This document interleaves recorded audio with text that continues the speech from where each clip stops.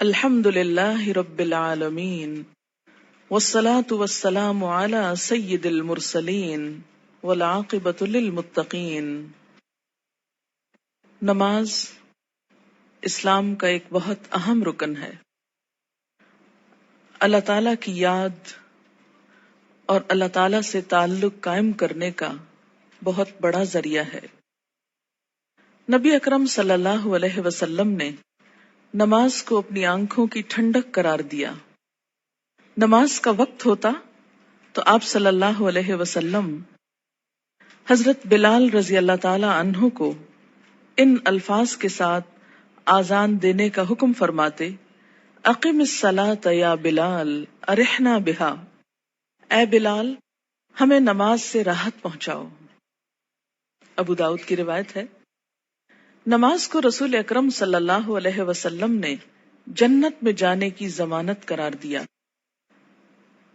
حضرت ربیعہ بن کعب اسلمی رضی اللہ تعالی عنہ رسول اللہ صلی اللہ علیہ وسلم کی خدمت میں حاضر رہتے اور نبی صلی اللہ علیہ وسلم کے لیے وضو کا پانی اور دوسری چیزیں لایا کرتے تھے۔ ایک مرتبہ آپ نے خوش ہو کر فرمایا: ربیعہ مانگو، کیا مانگتے ہو؟ حضرت ربیعہ رضی اللہ تعالی عنہ نے عرض کیا: یا رسول اللہ صلی اللہ علیہ وسلم، جنت میں آپ کا ساتھ چاہتا ہوں۔ آپ نے فرمایا: تو پھر سجدوں کی کثرت سے میری مدد کرو۔ یہ صحیح مسلم کی روایت ہے۔ یعنی اگر تمہارے نامہ اعمال میں سجدے زیادہ ہوئے تو میرے لیے تمہاری سفارش کرنا آسان ہو جائے گا۔ اللہ تعالیٰ نے قرآن پاک میں کامیاب لوگوں کی نشانی یہ بتائی ہے کہ وہ نماز کی پابندی کرتے ہیں۔ سورۃ المؤمنون آیت 9۔ سورۃ نور میں فرمایا کہ انہیں تجارت اور خرید و فروخت اللہ کی یاد اور نماز قائم کرنے اور زکوٰۃ دینے سے غافل نہیں کرتی۔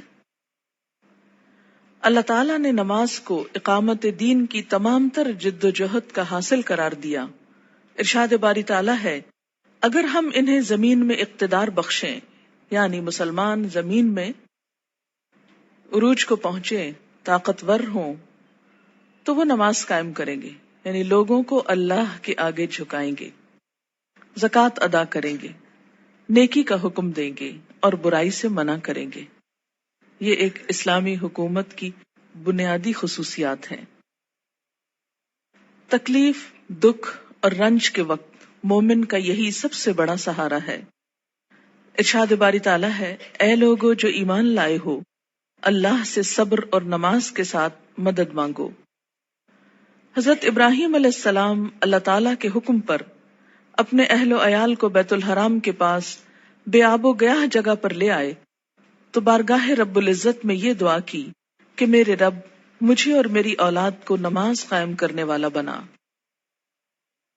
حضرت اسماعیل علیہ السلام کے جن اوصاف کا ذکر قرآن پاک میں آتا ہے ان میں سے ایک یہ بھی ہے، وہ اپنے گھر والوں کو نماز اور زکوٰۃ کا حکم دیتے تھے۔ آپ صلی اللہ علیہ وسلم کو بھی اس بات کا حکم دیا گیا کہ آپ اپنے اہل و عیال کو نماز کا حکم دیں اور خود بھی اس کے پابند رہیں۔ قرآن کریم سے ہدایت حاصل کرنے والے خوش نصیب لوگوں کی اللہ تعالیٰ نے جو نشانیاں بتائی ہیں ان میں سے ایک نشانی یہ بھی ہے کہ وہ نماز قائم کرنے والے لوگ ہیں۔ ذالک الکتاب لا ریب فیہ ھدی للمتقین الذین یؤمنون بالغیب ویقیمون الصلاۃ۔ نماز میں غفلت، کاہلی اور سستی سے کام لینے کو اللہ تعالیٰ نے منافقین کی نشانی بتایا ہے کہ اذا قاموا الی الصلاۃ قاموا کسالی، کہ منافق جب نماز کے لیے اٹھتے ہیں تو سستی کے ساتھ اٹھتے ہیں۔ یراؤن الناس، محض لوگوں کو دکھانے کے لیے، ولا یذکرون اللہ الا قلیلا، اور اللہ کو بہت کم ہی یاد کرتے، یعنی ان کو نمازوں میں بھی خدا یاد نہیں آتا۔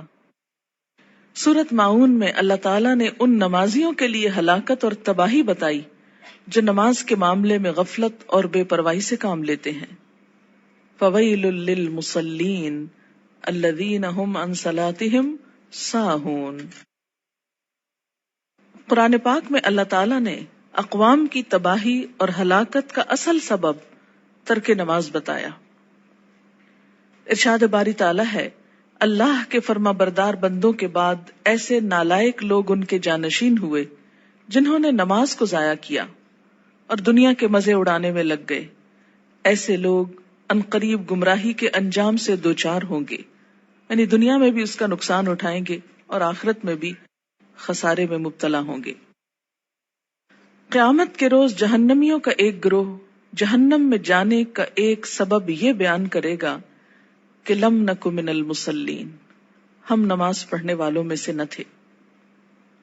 حالت امن ہو یا حالت خوف، گرمی ہو یا سردی، تندرستی ہو یا بیماری، حتیٰ کہ جہاد و قتال کے موقع پر عین میدان جنگ میں بھی یہ فرض ساقط نہیں ہوتا۔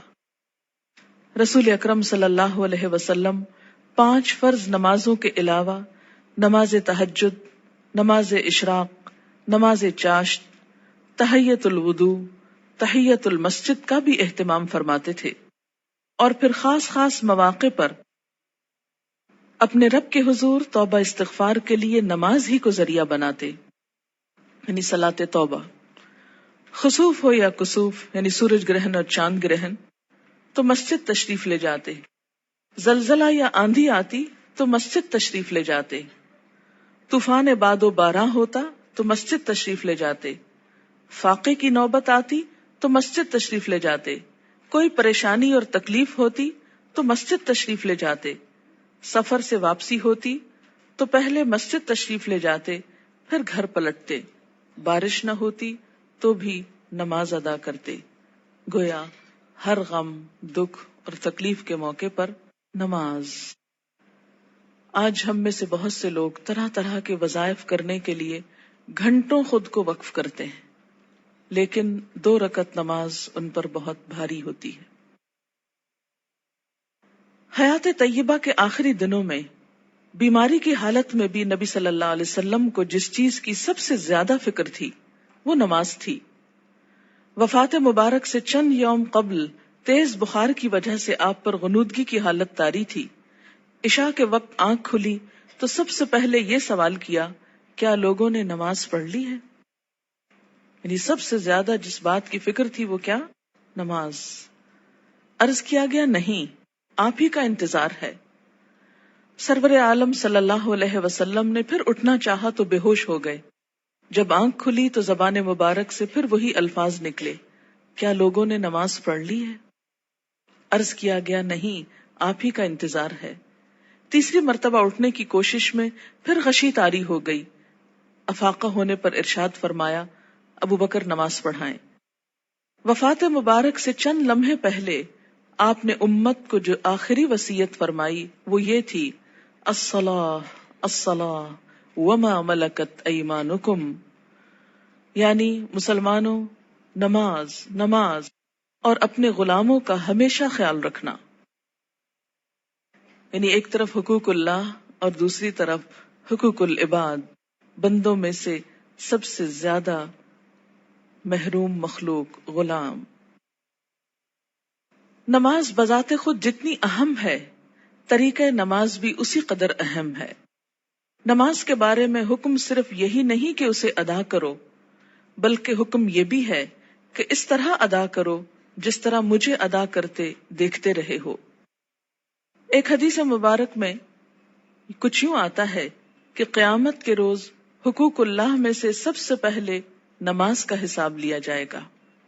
جس کی نماز درست طریقے سے پڑھی گئی ہوگی وہ کامیاب و کامران ہوگا، اور جس کی نماز بگاڑی گئی ہوگی وہ ناکام و نامراد ہوگا۔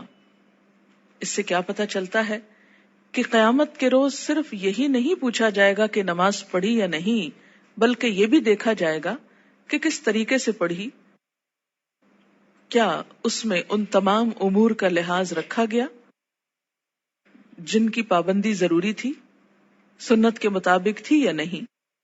اس سے یہ اندازہ لگانا مشکل نہیں کہ ادائیگی نماز کے ساتھ ادائیگی نماز کا طریقہ بھی بہت ضروری ہے۔ جو مسائل آگے بیان کیے جائیں گے وہ کسی خاص فقہی مسلک کو سامنے رکھ کر نہیں، اور نہ ہی کسی مسلک کو صحیح یا غلط ثابت کرنے کے لیے یہ مجموعہ مرتب کیا گیا ہے، بلکہ پیش نظر صحابہ کرام کا وہ طریقہ ہے جس میں ایک صحابی حضرت حذیفہ رضی اللہ تعالی عنہ نے ایک آدمی کو نماز پڑھتے دیکھا جو رکوع اور سجود پورے نہیں کر رہا تھا۔ جب وہ آدمی نماز سے فارغ ہوا تو حضرت حذیفہ رضی اللہ تعالی عنہ نے اسے بلا کر کہا، تم نے نماز نہیں پڑھی، اور اگر اسی طرح کی نماز پڑھتے پڑھتے مر گئے تو طریقہ اسلام کے خلاف مرو گے۔ یعنی اگر رکوع سجدہ صحیح طور پر ادا نہیں ہوا مکمل طور پر تو وہ نماز پھر نماز نہیں، ایک مذاق ہے نماز کا۔ ایک دوسرے صحابی حضرت عبداللہ بن عباس رضی اللہ تعالی عنہ نے ایک شخص کو نماز عید سے پہلے نفل پڑھتے دیکھا تو اسے منع کیا۔ وہ کہنے لگا، اللہ تعالیٰ مجھے نماز پڑھنے پر عذاب نہیں کرے گا۔ حضرت عبداللہ بن عباس نے فرمایا، اللہ تعالیٰ تجھے سنت رسول صلی اللہ علیہ وسلم کی مخالفت کرنے پر ضرور عذاب دے گا، کیونکہ آپ نے کبھی نماز عید سے پہلے عیدگاہ میں نفل نہیں پڑھے تھے۔ ایسے کاموں سے کیوں اتنی شدت سے روکا گیا؟ کیونکہ اس سے دین بوجھل ہو جاتا ہے۔ اگر ایک شخص ایک رو میں آ کے کرتا ہے، دوسرا اس کو دیکھ کے، کل ایک پورا وہ طریقہ بن جائے گا اور لوگ اس کو اپنے لیے لازم قرار دے دیں گے اور بلا وجہ دین کو بھاری کر لیں گے۔ ایک اور صحابی حضرت عمارہ بن رویبہ رضی اللہ تعالی عنہ نے خطبہ جمعہ کے دوران حاکم وقت کو ممبر پر ہاتھ بلند کرتے دیکھا تو کہا، اللہ خراب کرے ان ہاتھوں کو، میں نے رسول اللہ صلی اللہ علیہ وسلم کو دیکھا ہے کہ اس سے زیادہ نہ کرتے تھے۔ یعنی جمعے کے خطبے کا بھی ایک خاص سٹائل ہونا چاہیے، اور اپنی انگشت شہادت سے اشارہ کیا کہ انگلی سے زیادہ آپ خطبے کے دوران ہاتھوں کو نہیں اٹھاتے تھے۔ آج آپ دیکھیے سنت کی جب مخالفت ہوتی ہے تو اس کا نتیجہ کیا نکلا ہے کہ لوگ دین سے ہی بھاگنا شروع ہو گئے، کیونکہ بتانے والوں کا انداز اور سٹائل اور بیٹھنا اور گفتگو کرنا، یہ سب کچھ دین کے یا حق میں جاتا ہے یا خلاف جاتا ہے۔ سنت رسول صلی اللہ علیہ وسلم سے محبت کا یہی جذبہ ہم سب کا مذہب ہے، اور اسی جذبے کے تحت یہ احادیث پیش کی جا رہی ہیں۔ صحابہ کرام کے مذکورہ بالا طرز عمل سے یہ بھی معلوم ہوتا ہے کہ جن مسائل کو ہم فروعی، اختلافی اور غیر اہم سمجھتے ہوئے نظر انداز کر دیتے ہیں، صحابہ کرام کے نزدیک ان کی کتنی اہمیت تھی۔ حقیقت یہ ہے کہ جو شخص رسول اللہ صلی اللہ علیہ وسلم کے اس فرمان مبارک سے آگاہ ہے، من رغب عن سنتی فلیس منی، یعنی جس شخص نے میری سنت اختیار کرنے سے گریز کیا وہ مجھ سے نہیں، وہ کسی بھی سنت کو معمولی اور غیر اہم سمجھ کر نظر انداز کرنے کی جسارت نہیں کر سکتا۔ ہمارے ہاں یہ ٹرینڈ بہت عام ہو گیا ہے کہ جو تو قرآن میں لکھا ہے یا جو فرض کے درجے میں ہے وہ تو ہم کر لیں، اور سنت وہ تو معمولی چیز ہے، کوئی فرض تھوڑی ہے۔ اور ہم نے دیکھا ہے سعودی عرب میں لوگ ایسا نہیں کرتے اور فلاں ملک کے لوگ ایسا نہیں کرتے۔ تو یاد رکھیے کہ ہمارے لیے نہ سعودی عرب کے لوگ کوئی مثال ہیں اور نہ کسی اور ملک کے۔ ہمارے لیے تو مثال 1400 سال پیچھے جاتی ہے نبی اکرم صلی اللہ علیہ وسلم کی ذات میں۔ سب سے پہلے نماز کے لیے نیت کا درست ہونا ضروری ہے، کیونکہ نیت کے بغیر اگر کوئی شخص وہ تمام ایکشنز کرے جو نماز کے ہوتے ہیں تو اس کی نماز نہ ہوگی۔ کسی بھی عمل کے اجر و ثواب کا دار و مدار نیت پر ہے۔ حضرت عمر بن خطاب رضی اللہ تعالی عنہ کہتے ہیں، میں نے رسول اللہ صلی اللہ علیہ وسلم کو فرماتے ہوئے سنا کہ اعمال کا دار و مدار نیت پر ہے، ہر شخص کو وہی ملے گا جس کی اس نے نیت کی، لہذا جس نے دنیا حاصل کرنے کی نیت سے ہجرت کی اسے دنیا ہی ملے گی، جس نے کسی عورت سے نکاح کرنے کی غرض سے ہجرت کی اسے عورت ہی ملے گی، بس مہاجر کی ہجرت کا صلہ وہی ہے جس کے لیے اس نے ہجرت کی۔ یعنی ہجرت جیسا بڑا نیکی کا کام بھی زیادہ فائدہ مند نہیں اگر اللہ کے لیے نہ ہو۔ فتنہ دجال سے بھی بڑا فتنہ دکھاوے کی نماز ہے، دکھاوے کی نماز۔ عن ابی سعید رضی اللہ عنہ قال خرج علینا رسول اللہ صلی اللہ علیہ وسلم ونحن نتذاکر المسیح الدجال فقال الا اخبرکم بما هو اخوف علیکم عندی من المسیح الدجال فقلنا بلا یا رسول اللہ صلی اللہ علیہ وسلم قال الشرک الخفی ان یقوم الرجل فیصلی فیزید صلاته لما یرى من نظر رجل، رواہ ابن ماجہ۔ حضرت ابو سعید رضی اللہ عنہ کہتے ہیں کہ ہم مسیح دجال کا ذکر کر رہے تھے، اتنے میں رسول اللہ صلی اللہ علیہ وسلم تشریف لائے اور فرمایا، کیا میں تمہیں دجال کے فتنے سے زیادہ خطرناک بات سے آگاہ نہ کروں؟ ہم نے عرض کیا، ضرور یا رسول اللہ صلی اللہ علیہ وسلم۔ آپ نے فرمایا، شرک خفی یعنی خفیہ شرک، جس کو پروناؤنس نہ کیا جائے لیکن وہ دل میں چھپا ہو، یہ دجال سے بھی زیادہ خطرناک ہے، اور وہ یہ ہے کہ ایک آدمی نماز کے لیے کھڑا ہو اور نماز کو اس لیے لمبا کرے کہ کوئی آدمی اسے دیکھ رہا ہے، یعنی تنہائی میں نماز پڑھے تو چھوٹی سی پڑھ لے، قل هو اللہ پڑھ کے ختم کر دے، اور اگر لوگوں کے بیچ میں پڑھ رہا ہے، لوگوں کے ساتھ پڑھ رہا ہے، تو صرف اس لیے لمبی کر دے کہ لوگ دیکھیں گے، تو پھر ان کے نزدیک میں بہت نیک کہلاؤں گا۔ اسے شرک بھی کہا گیا، یعنی شرک خفی، اور اسے دجال کے فتنے سے زیادہ بدترین چیز قرار دیا گیا۔ اور یہ بندوں کو بھی دھوکہ دینا ہے اور اللہ کو بھی۔ منافقین کی ایک صفت ہم نے قرآن پاک میں پڑھی تھی کہ یخادعون اللہ والذین آمنوا، یعنی اپنے ساتھ والوں کو دھوکہ دینے کی بات ہے نا، کہ وہ سمجھیں گے کہ میں اتنا اچھا نمازی ہوں، جبکہ ہوں نہیں، تنہائی میں پڑھوں تو کچھ اور پڑھتا ہوں۔ وما یخدعون الا انفسہم، ایسے لوگ محض اپنے آپ ہی کو دھوکہ دیتے ہیں۔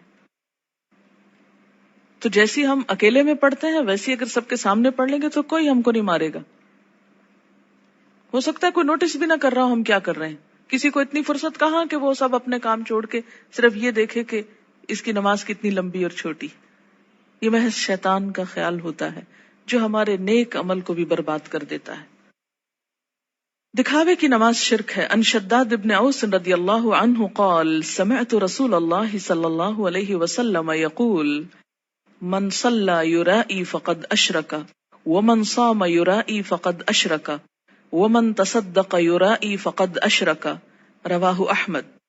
حضرت شداد بن اوس رضی اللہ عنہ کہتے ہیں، میں نے رسول اللہ صلی اللہ علیہ وسلم کو فرماتے ہوئے سنا ہے، جس نے دکھاوے کی نماز پڑھی اس نے شرک کیا، جس نے دکھاوے کا روزہ رکھا اس نے شرک کیا، جس نے دکھاوے کا صدقہ کیا اس نے شرک کیا۔ اسے احمد نے روایت کیا ہے۔ نماز کی فرضیت۔ نماز اسلام کا دوسرا اہم رکن ہے۔ ان ابن عمر رضی اللہ عنہما قال قال رسول اللہ صلی اللہ علیہ وسلم بنی الاسلام علی خمس شہادت ان لا الہ الا اللہ وان محمدا رسول اللہ واقام الصلاۃ وإيتاء الزكاة والحج وصوم رمضان، رواہ البخاری۔ حضرت عبداللہ بن عمر رضی اللہ عنہ کہتے ہیں کہ رسول اللہ صلی اللہ علیہ وسلم نے فرمایا، اسلام کی بنیاد 5 چیزوں پر رکھی گئی ہے۔ اس بات کی شہادت، گواہی کہ اللہ کے سوا کوئی الہ نہیں اور محمد صلی اللہ علیہ وسلم اللہ کے رسول ہیں۔ نمبر 2 نماز قائم کرنا، نمبر 3 زکوٰۃ ادا کرنا، نمبر 4 حج کرنا، نمبر 5 رمضان کے روزے رکھنا۔ اسے بخاری نے روایت کیا ہے۔ ہجرت سے قبل 2 رکعت اور ہجرت کے بعد 4 رکعت نماز فرض ہوئی۔ یعنی نماز کی فرضیت کیسے ہوئی؟ مکہ میں کیسے تھی؟ ہجرت سے قبل 2 فرض اور بعد میں 4 ہو گئے اور فجر 2 ہی رہی۔ ان عائشہ رضی اللہ عنہا قالت فرض اللہ الصلاۃ حين فرضها ركعتين في الحضر والسفر فأقرت صلاة السفر وزيد في صلاة الحضر، متفق علیہ۔ حضرت عائشہ رضی اللہ تعالی عنہا فرماتی ہیں، جب معراج کی رات اللہ تعالی نے نماز فرض کی تو حضر و سفر، حضر کہتے ہیں حاضر ہونا، گھر میں رہنا، دونوں کے لیے 2 رکعت نماز فرض کی، بعد میں سفر کی نماز 2 رکعت برقرار رکھی گئی اور حضر کی نماز میں اضافہ کر دیا گیا۔ اسے بخاری اور مسلم نے روایت کیا ہے۔ نماز کی فضیلت. روزانہ باقاعدگی سے 5 نمازیں ادا کرنے سے تمام صغیرہ گناہ معاف ہو جاتے ہیں. ان ابی ہریرہ رضی اللہ عنہ قال قال رسول اللہ صلی اللہ علیہ وسلم ارأیتم لو ان نہرا بباب احدکم یغتسل فیہ کل یوم 5 ما تقول ذلك يبقي من درنه قالوا لا يبقي من درنه شيئا قال فذلك مثل الصلوات الخمس يمحو الله بها الخطايا متفق علیہ.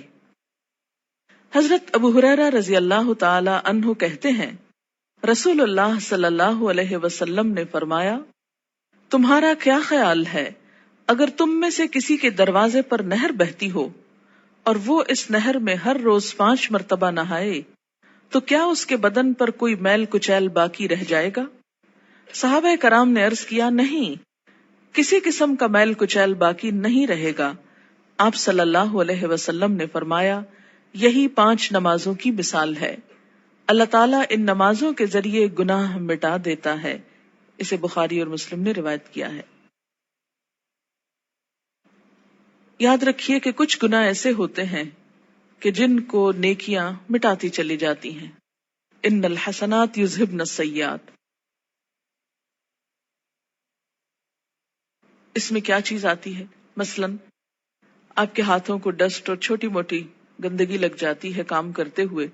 جب آپ پانی سے دھوتے ہیں تو وہ ڈسٹ خود بخود بہہ جاتی. کچھ چکنائی وغیرہ کے داغ ایسے ہوتے ہیں کہ جو صرف پانی سے نہیں دھلتے، اس کے لیے آپ کو صابن استعمال کرنا پڑتا ہے. کچھ داغ ایسے ہوتے ہیں پینٹ وغیرہ کے کہ جو صرف پانی اور صابن سے نہیں دھلتے، ان کے لیے آپ کو مخصوص قسم کا سولوشن استعمال کرنا ہوتا ہے جو ان دھبوں کو دور کر دے.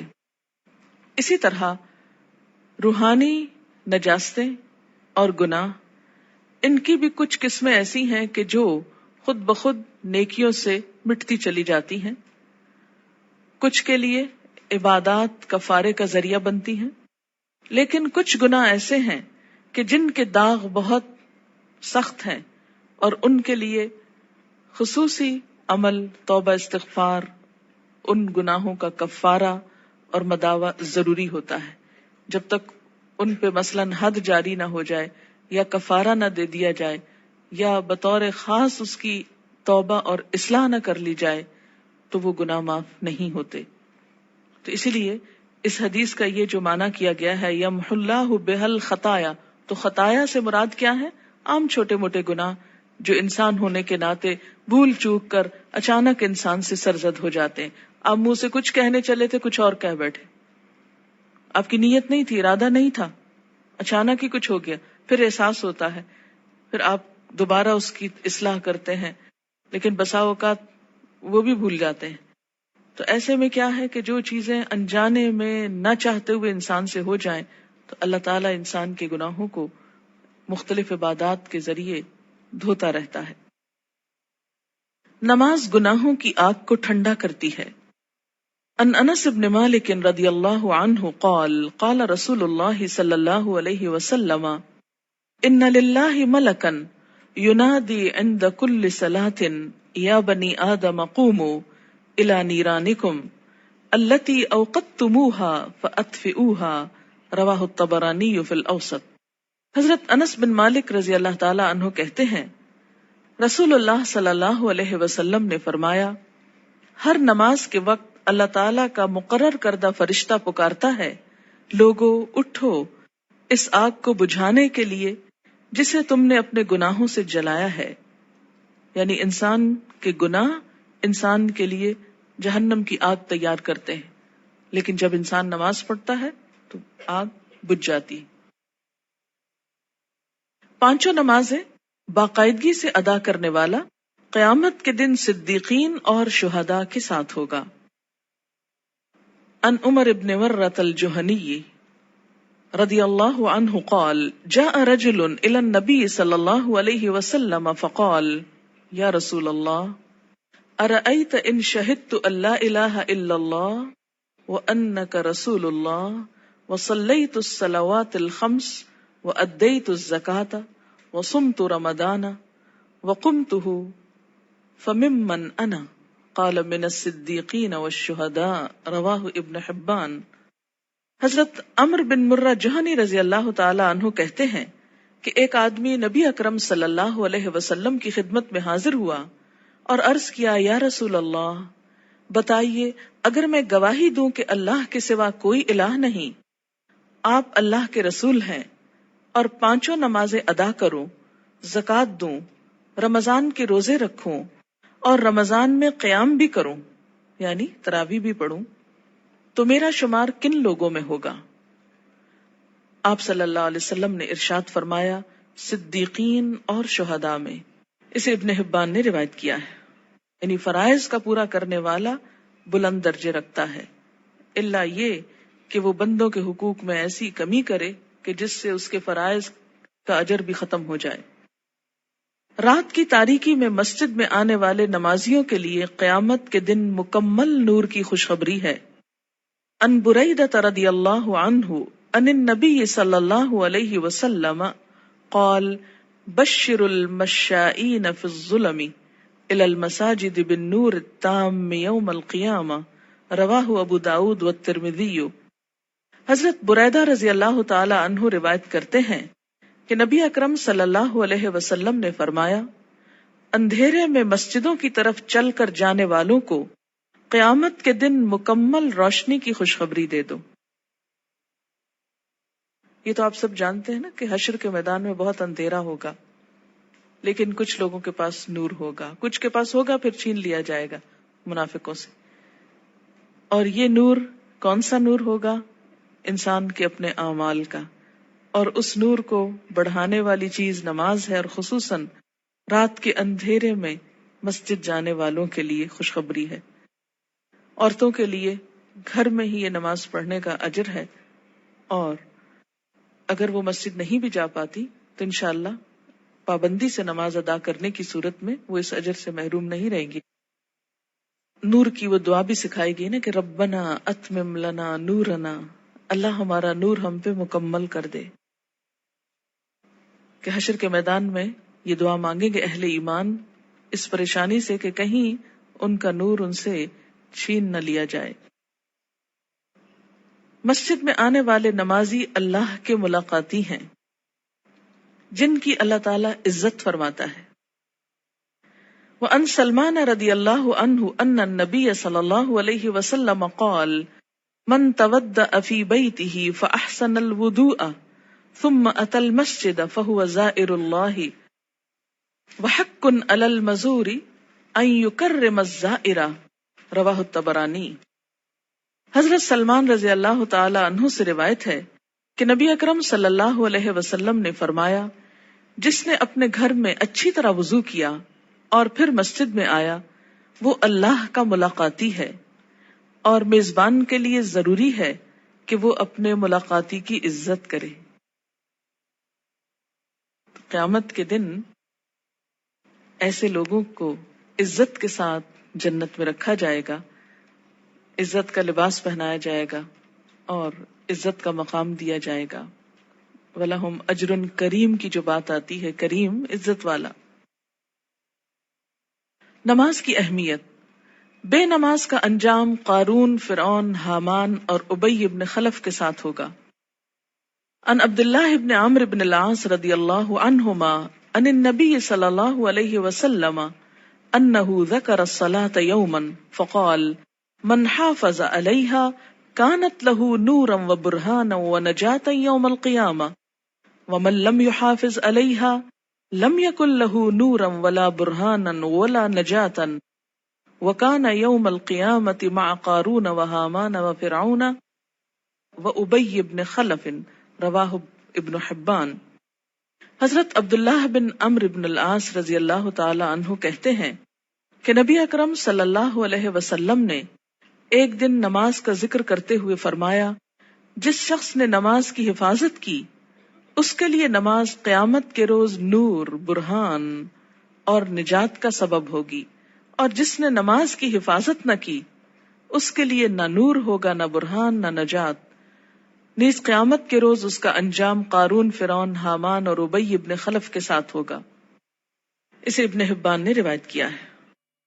یہاں پر نماز کی حفاظت کا ذکر ہے، پابندی وقت بھی مراد ہے، رکوع اور سجود وغیرہ کی حفاظت بھی، اپنے دل اور خیالات کی حفاظت بھی، طہارت کی حفاظت بھی. تو ایسی نماز پڑھنے والے کی اللہ تعالیٰ بھی حفاظت فرمائیں گے، اور قیامت کے دن اس کے لیے یہ نماز سراسر فائدے کا سبب ہوگی. اور اگر نہیں تو ایسا شخص فرعون، قارون، جو مال کی محبت میں گرفتار تھا، کیونکہ عموماً انسان نمازوں کی پرواہ کیوں نہیں کرتا؟ مال کی محبت میں گرفتار ہو کر. فرعون حکومت اور جاہ و مال کی وجہ سے، تکبر کی وجہ سے. حامان جو اس کا مشیر تھا، جو فرعون کی خوشنودی حاصل کرنے کے لیے اسی کے دین پر تھا اور اسی کا مددگار اور وزیر تھا.